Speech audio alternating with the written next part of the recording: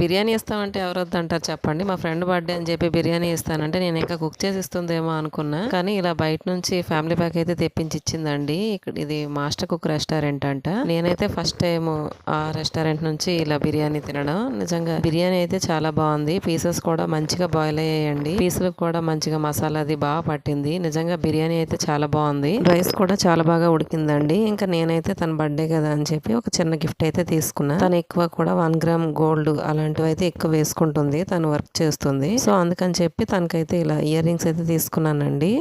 ఇది కూడా సీజెడ్ అనమాట. నిజంగా చూడడానికి అయితే భలే ఉన్నాయి. నాకైతే బాగా అనిపించాయండి. మరి మీకు ఎలా అనిపించాయో కామెంట్ అయితే చేయండి. తను ఏంటంటే ఎక్కువ గోల్డ్ అవి వేసుకోదు కదా అని చెప్పి ఇవైతే తీసుకున్నా.